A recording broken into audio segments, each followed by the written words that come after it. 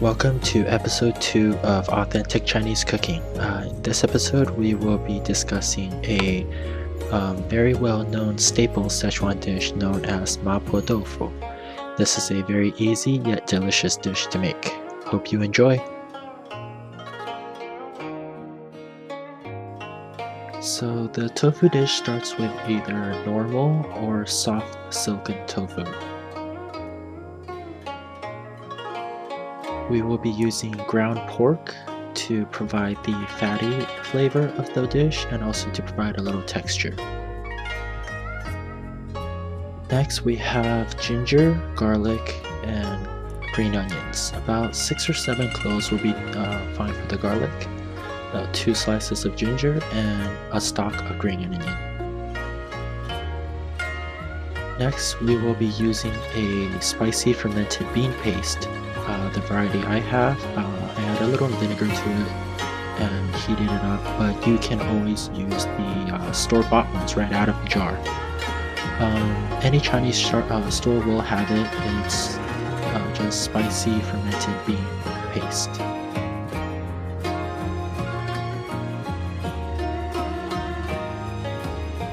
This is about a tablespoon of vinegar. It's used for flavoring.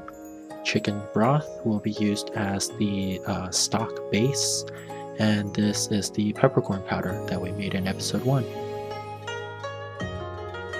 So for a decent serving size, we're going to use 2 packages of the tofu. 1 should be enough for about a person, maybe 2 if you don't eat much, but definitely 2 if you plan to share with the family. We're going to start by cutting open the packaging, draining the water that's inside, and then just going to lay it on the cutting board. This one's having a little trouble getting out, and as you'll see, it's gonna break on some of the corners, and sometimes that happens and we can't avoid it. So your typical box of tofu is going to be about 1 inch tall, and we're going to split it down the middle so each bite is no more than ½ inch. So I'm going to try to attempt to find the middle.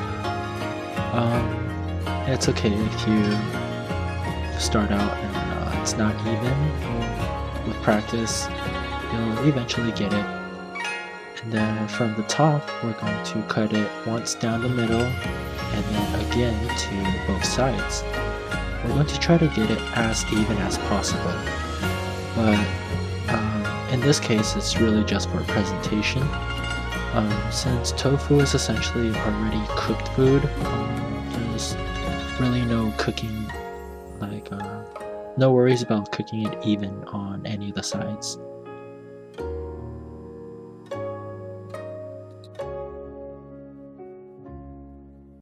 So next up we have ginger, 2 slices, and with the stalk of green onion, we're going to split it essentially into 2 parts, the green and the white.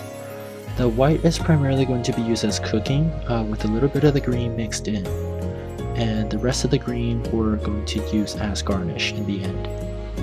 So just cut it evenly, cut off the stem. You can actually regrow that in water if you want. Going to cut into equal sizes, this way we can cut more of it all at once. We don't have to go cutting lengthwise. So as you can see, my knife skills aren't exactly the best, and you do the same thing with the green part of the stalk. Cut it into even pieces and go ahead and cut it as thin as you can. And this one, try to keep it even. It's for aesthetic purposes.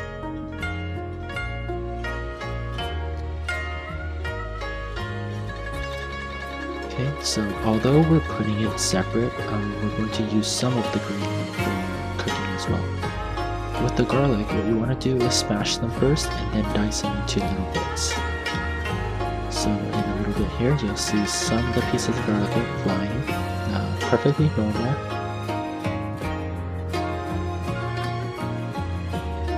once you smash them, you're going to cut them first in one direction, as thin and as fine as you can, and then turn it around to cut it into little dices, or minced garlic in the other direction. If you want, you can go through it with a chopping motion to get a little more finer cuts.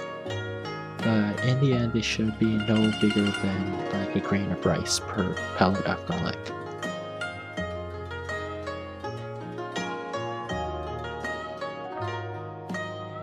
So before we move on to the heat, we actually have one additional ingredient, and that is cornstarch. Cornstarch, potato starch, sweet potato starch, whichever kind of starch you have. We're going to put about a tablespoon or two with no more than a half cup of water. And we're just going to mix it up, and this is going to be our thickening agent for the stock.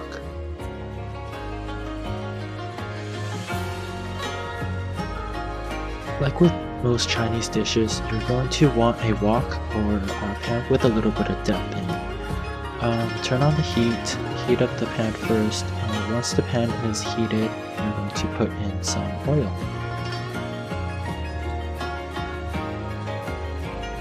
So you're going to want to heat the oil until it's almost at the smoking point, and that's when we're going to put in the ground pork. We're just going to brown the pork just until that it's pretty much cooked all the way through. It doesn't necessarily have to turn brown, you really just have to cook it until all the pink is gone.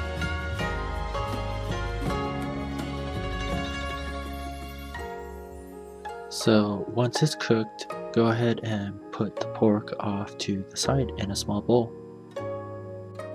In a clean pan, we're going to heat up about a tablespoon more of oil.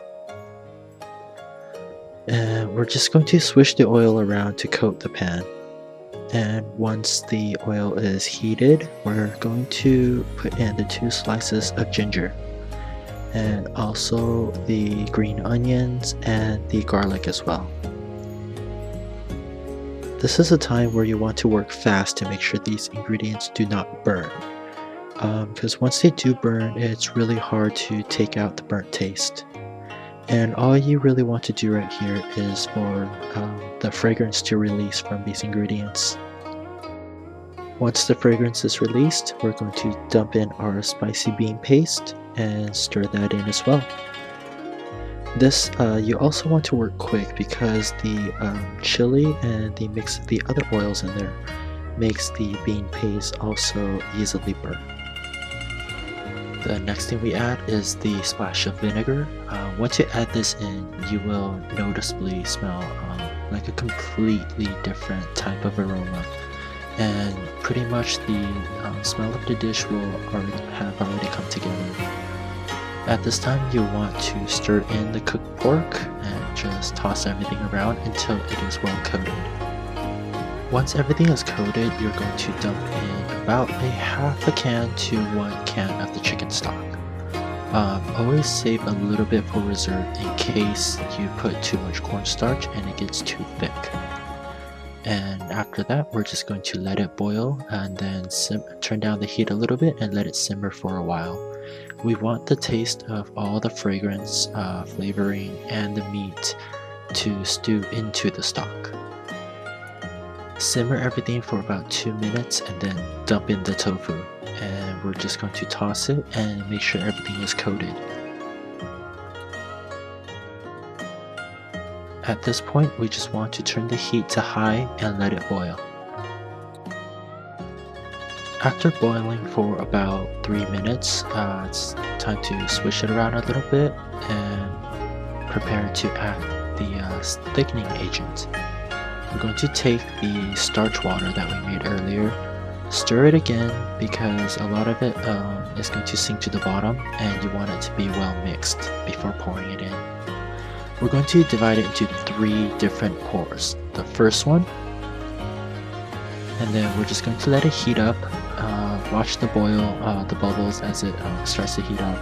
Swish it over around. Never stir it with a spoon or spatula because you will actually thin it out. Once bubbles thick bubble starts to form, you're going to get ready to pour the second batch.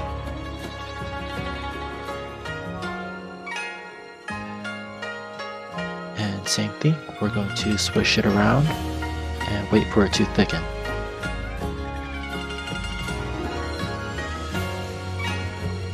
And you're gonna pretty much see it start to thicken because this is on high heat.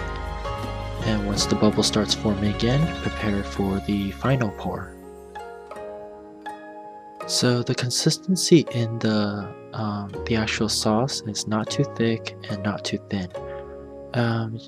Kind of like this, just dripping off the spoon like that. So now the very last step is to plate and garnish. We're going to get a large size bowl, pour everything in. Now for the garnish, we're just going to take the green onion, sprinkle it on top, and one final layer of flavoring, and that's going to be our peppercorn powder. This is going to give it the numb and tingling feeling, and also an extra layer. And now there we have it. The dish is now complete, and you can pair it with a bowl of rice. Just go ahead and take a spoon, ladle some on top, mix, and enjoy. Alright, and that concludes this episode of Authentic Chinese Cooking. If you liked the video, please share, like, and subscribe. We'll see you next time for the next episode. Thank you.